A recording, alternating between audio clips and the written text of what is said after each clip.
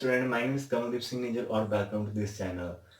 हमारा आज का जो टॉपिक है वो हम नंबर 3 का एक टॉपिक करने वाले हैं। चैप्टर नेम है I think Fermat's and Wilson theorem. ये दो थ्योरम है काफी इंपॉर्टेंट और इसके जो एग्जांपल और क्वेश्चन दोनों इंपॉर्टेंट है एग्जामिनेशन के लिए। तो चलिए स्टार्ट करते हैं। आपको पता है कि आज हम काफी टाइम के बाद स्टार्ट करने वाले हैं। तो आपको पता है कि इसका जो फर्स्ट रूल क्या होता है कि आपके एक प्यार से फेस पर एक प्यार सी स्माइल होनी चाहिए और स्माइल के साथ हम करते हैं इसको समझने की। काफी छोटी थ्योरम है जहां पर इसका अल्टरनेटिव प्रूफ भी आपके पास हो सकता है, तो वो प्रूफ भी आप देख लीजिएगा और ये प्रूफ, इसमें से जो भी आपको इजी लगे आप कर सकते हो। और लेकिन ये भी रॉन्ग नहीं है, ये चल जाएगा। ठीक है, तो स्टार्ट करते हैं। आज का टॉपिक है हमारे पास state and proof Fermat's theorem. ये आपकी स्टेटमेंट है, आपकी स्टेटमेंट आपने लिखनी है। This is the name of theorem. ठीक है, वेरी सिंपल।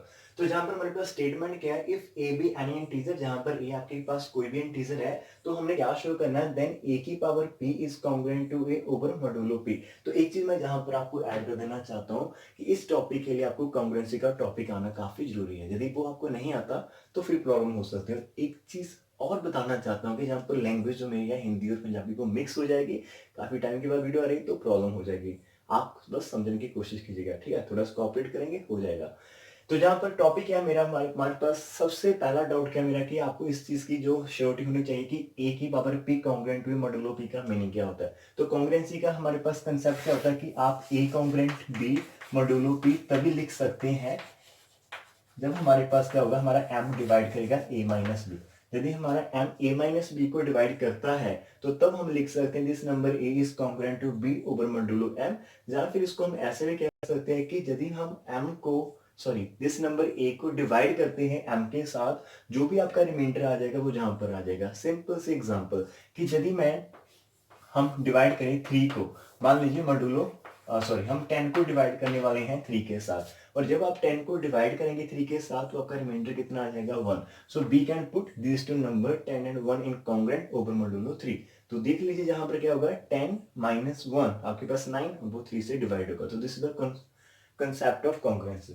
तो ये हो गया आपके पास स्टेटमेंट की ए की power P is congruent over modulo P हमने शो करनी है, जहां पर ए आपका कोई भी इंटीजर हो सकता है, पी आपका कोई भी इंटीजर हो सकता है। ठीक है, पी प्राइम होगा, यदि प्राइम होगा वो तो हो जाएगा। ठीक है, जहां पर एक आगे जाके भी डिस्कशन होगी, लेकिन जहां पर आपके पास कोई डाउट नहीं होना चाहिए, इट इज हमने ट्रू करनी फॉर एवरी नंबर। ठीक है, कोई नंबर हो सकता है।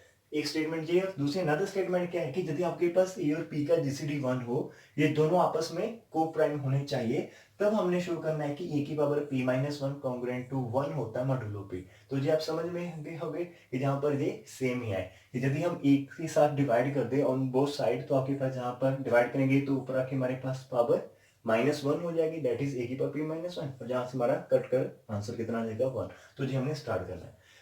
तो चलिए स्माइल के साथ करते हैं इसका आंसर प्रूफ। हमारे पास क्या है कि हमें पता है कि हम इसको जहां पर बाइनोमियल की हेल्प के साथ करने वाले हैं, और आपको बाइनोमियल थ्योरम आती होगी। तो हमने बी नो दैट कि ए प्लस बी की पावर पी, तो हम बाइनोमियल लगाने वाले हैं। ए और बी आपकी एनी इंटीजर है, तो वो कैसे होती है कि हमारे पास पी कॉम्बिनेशन जी ए की पावर पी हो जाती है। नेक्स्ट पी कॉम्बिनेशन 1, ए की पावर एक कम होगी और बी की पावर 1 ऐड होने स्टार्ट है। तो टोटल पावर आपकी ए और बी कितनी होनी चाहिए, वो पी ही रहनी चाहिए। तो आप बाइनोमियल का कंसेप्ट भी आना चाहिए। बाइनोमियल काफी इजी होती है, पी कॉम्बिनेशन 0 पी कॉम्बिनेशन 1, जहां पर जितना जीरो है उसके अकॉर्डिंग आपके पास टोटल पावर ए की कितनी आ जाएगी पी। नेक्स्ट टाइम आपका यदि कॉम्बिनेशन 1 आता तो आप ए की पावर को कम करेंगे 1 और बी की पावर को इंक्रीज करेंगे बाय 1, तो आज इन दोनों की पावर को ऐड करके आपका आंसर जो है वो पी ही रहेगा। फिर पी कॉम्बिनेशन 2 ए की पावर पी माइनस 2 बी की पावर 2, और आपको ये आता होगा। आप सोचते होगे कि इतना डीपली क्यों, मेरा मानना बिकॉज ये वीडियो हर एक तरह का जो एवरेज स्टूडेंट भी देख रहे हैं, इंटेलिजेंट स्टूडेंट हो आप भी देख रहे हो, तो हर एक किसी को समझ में आनी चाहिए। ठीक है, उसके अकॉर्डिंग तो हमने बाइनोमियल लगा दी। तो चलते पी कॉम्बिनेशन पी माइनस 1 ए की पावर 1 पी की पावर पी माइनस 1, और साथ में पी कॉम्बिनेशन पी बी की पावर पी हो जाएगी।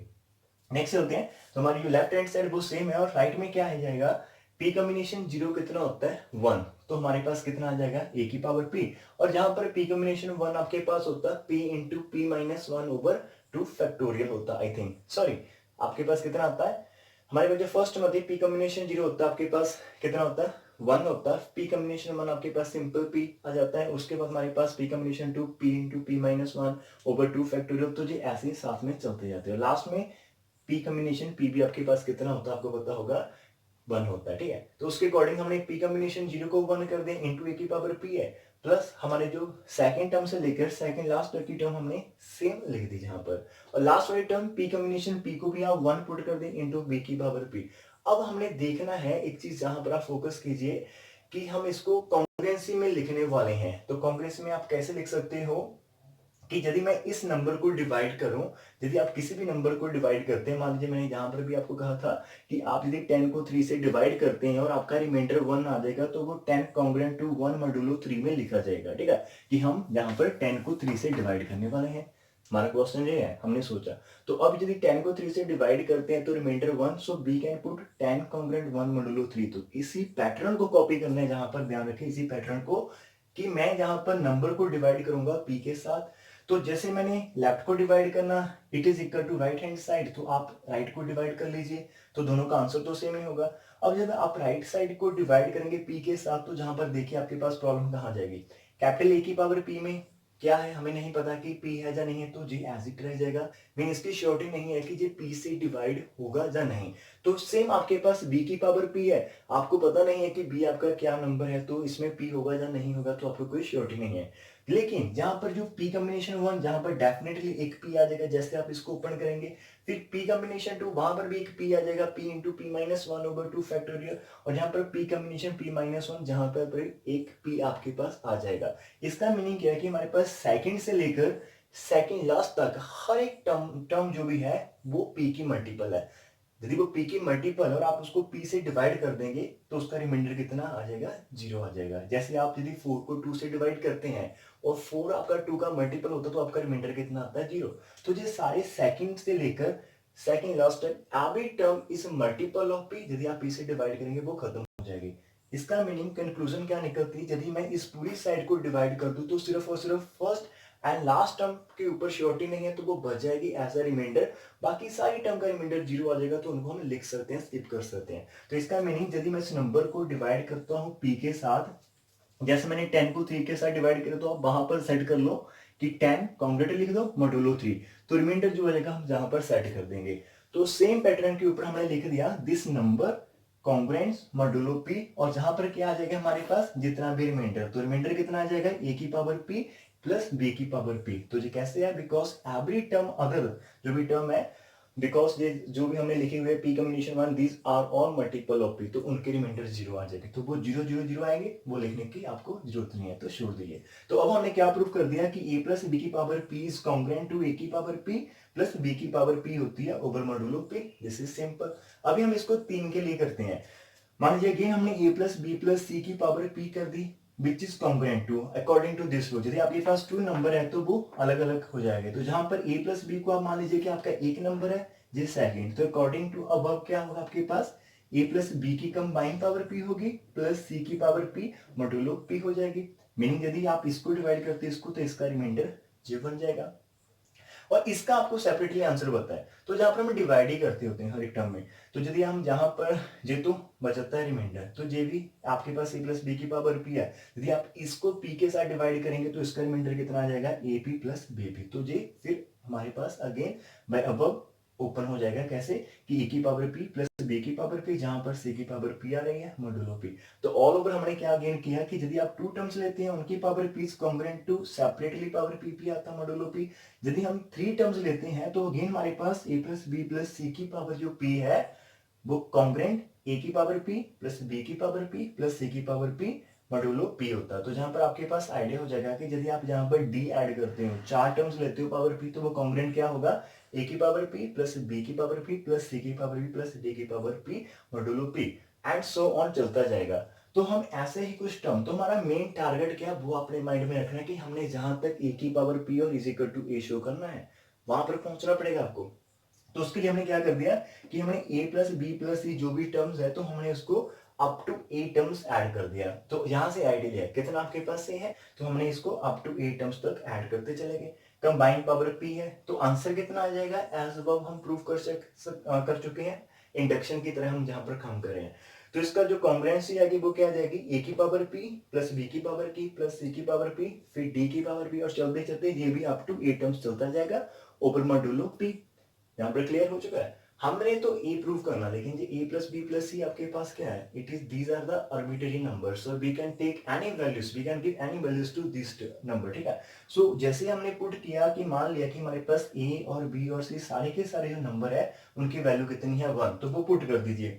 जहां पर ए की वैल्यू 1 पुट कर दी, प्लस बी की वैल्यू 1 पुट कर दी, प्लस सी की वैल्यू 1, तो जी आप 1 1 करते चलो अप टू ए टर्म्स, उसकी कंबाइंड पावर कितनी है पी। और कॉन्ग्रुएंस जहां पर भी आपके पास कितना है 1, तो 1 की पावर पी 1 नहीं होता है, प्लस 1 की पावर पी 1 नहीं होता है, तो ये भी आपके पास अप टू ए टर्म्स चला जाएगा, ओवर मॉड्यूलो पी हो जाएगी। और आपको जहां पर तो पता है कि यदि आप 1 को 3 टाइम्स ऐड करते हो तो कितना आंसर आता है 3, 1 को 5 टाइम्स ऐड करते हो तो आंसर कितना आता है 5 आता है, और 1 को ए टाइम्स ऐड करोगे तो आंसर कितना आएगा भाई, ए आएगा हमारे पास। तो अंदर हमारे पास आंसर कितना आ रहा है ए, उसकी पावर कितनी है पी, कॉन्ग्रुएंसी जहां पर फिर 1 को हमने ए टाइम्स ऐड करना है तो आंसर कितना आ जाएगा ए मॉडुलो पी। तो आपका एक पार्ट तो प्रूव हो गया कि हमारे पास यदि ए वी एनी इंटीजर है उसकी पावर पी, आप कुछ भी ले रहे हो तो कॉन्ग्रुएंसी वो ए होती है मॉडुलो पी के लिए। और हम यदि यहाँ पर ए के साथ डिवाइड कर दें, दोनों साइड आप ए को डिवाइड कर दो, हमारे पास कितना बन जाएगा आपके पास ए की power P minus 1 congruency 1 modulo P, और हेंस हमारे पास दोनों स्टेटमेंट प्रूव हो जाती है। तो अभी आप इस वीडियो को पॉज कर सकते हो और पॉज करके इसको आप नोट कर सकते हो अपनी नोटबुक पर, ठीक है। एक बार आप पॉज करके देख लीजिएगा। कुछ डाउट्स है माइंड में, वो मैं देख लेता हूँ कि आपका डाउट कहाँ पर आ जाएगा, आ सकते हैं, उसको हम डिस्कस करते हैं, ठीक है। डाउट यहाँ पर आ सकता है कि पी आपका प्राइम है या नहीं है, तो मैं आपको एक चीज श्योर कर देना चाहता हूँ कि यदि आपका पी प्राइम है then definitely it will prove, तो जी आपका ट्रू तो होगा ही होगा, पी प्राइम है तो ट्रू होगा। यदि पी कंपोजिट है तब होगा या नहीं होगा उसकी श्योरिटी नहीं है, ठीक है, वो नहीं होता। तो ये पी प्राइम के लिए चलता है। कैसे, एक सिंपल से एग्जाम्पल लेते हैं, एक सिंपल से एग्जाम्पल यहाँ पर हम देख लेते हैं। मान लीजिए हमारा ए कितना है 2, मैंने बोला कि पी को प्राइम करना तो 3 कर लीजिए। तो हम इसके अकॉर्डिंग हम क्या चेक करेंगे, क्या हमारे पास 2 की पावर 3 कॉन्ग्रुएंट, आपने कितना करना है 2 कर दीजिए मॉड्यूलो 3, क्या जी हमारे पास ट्रू है। ट्रू कैसे होगा हम चेक कर लेते हैं। 2 की पावर 3 हमारे पास कितना होता है 8, कॉन्ग्रुएंसी 2 मॉड्यूलो 3, क्या ये ट्रू है हमारे पास, ये ट्रू है बिकॉज 8 माइनस 2 यहां पर हमारे पास आता है, बिकॉज हमारे पास इसका मीनिंग क्या है 3 डिवाइड करा है 8 माइनस 2, दैट इज हमारा 3 डिवाइड कर रहा है 6 को, और विच इज अ ट्रू, तो 3 हमारा 6 को डिवाइड करता है, it is a true result. तो यदि आपका पी प्राइम है और is an integer then G always आपका ट्रू होगा। ऐसे हम क्या किसी कंपोजिट नंबर के लिए इसको कर सकते हैं, ये मेरे खुद का है, बुक में ऐसा कुछ नहीं दिया होता, दिया हमारे पास, तो हम खुद इसको टेस्ट कर रहे हैं। तो एक चीज और कर लेते हैं कि हम कंपोजिट नंबर के लिए क्या हम इसको ट्रू कर पाएंगे या नहीं कर पाएंगे, ठीक, वो भी देख लेते हैं। मान लिया कि हमारे पास ए कितना है 3 नंबर है, और उसके बाद हमने पी को मान लीजिए आपके पास 4, हम चेक करते हैं क्या हमारे पास ए की पावर पी मीनिंग 3 की पावर 4 चेक करते हैं, कॉन्ग्रुएंट 3 मॉड्यूलो हमारे पास 4 आता है या नहीं आता है, इज इट ट्रू और नॉट, हम चेक करें। 3 की पावर 4 होता है आपके पास, 3 इंटू 3 9 इंटू 21 आई थिंक 81 होता है, कॉन्ग्रुएंट 3 मॉड्यूलो 4 हो जाएगा। तो इसका मीनिंग क्या, हम ये चेक करें क्या हमारे पास 4 डिवाइड करा है 81 माइनस 3 को, दैट इज 4 डिवाइड करा है हमारे पास कितना आ जाएगा 78। आप चेक कर सकते हो कि आपका 4 इसको डिवाइड करा, आई थिंक 4 आप यदि डिवाइड करेंगे तो 1 आ जाएगा आपके पास 338, आई थिंक नहीं कर रहा 4 हमारा इसको डिवाइड नहीं करा, it is not true, so we can not write in this form. I think यदि आपका पी कितना है 4 नहीं है तो आप उसको डिवाइड नहीं कर पाएंगे। तो जी आपका डाउट यहाँ पर क्लियर होना जाना चाहिए कि यदि पी प्राइम है तो इट इज ऑलवेज ट्रू। तो कुछ बुक्स होगी वहां पर उन्होंने मेंशन किया कि आपका पी प्राइम है तो प्रूफ कीजिए। तो इसका कन्वर्स पार्ट भी होगा कि आपके पास यहाँ पर एक चीज नोट कर लीजिए कि आप जी कंक्लूड नहीं कर सकते कि यदि आपका पी कंपोजिट नंबर है तो तब जी नहीं होगा। तो ऐसे कुछ एग्जांपल्स भी है हमारे पास जो कंपोजिट भी है और साथ में वैलिड भी है, लेकिन कुछ कंपोजिट ऐसे भी अब वैलिड नहीं। तो इसका मीनिंग कंपोजिट के केस में हम ये नहीं कह सकते कि इट इज ऑलवेज ट्रू, वो एग्जांपल टू एग्जांपल वेरी करेगा। लेकिन यदि आपका पी प्राइम है तो आप इसको श्योरिटी के साथ गारंटी के साथ कह सकते हैं just it is the valid theorem, ठीक है। तो ये हमारा आज का कंक्लूजन था। होप सो आपको समझ में आ गया होगा। यदि आपने इस वीडियो को अभी तक देखा और समझने की कोशिश की तो प्लीज नीचे आप आज को लाइक कर सकते हो, हल्का सा शेयर करना चाहते हो तो कर सकते हैं। यदि आपके पास कोई आपका क्लासमेट है आपका जिसके आप ज्यादा क्लोज हो तो उसके बाद आप स्माइल करें। और थैंक यू वेरी मच, जल्दी नेक्स्ट वीडियो के साथ मिलते हैं। होप सो इसलिए हम कंटिन्यूटी करें, ठीक है। And God bless.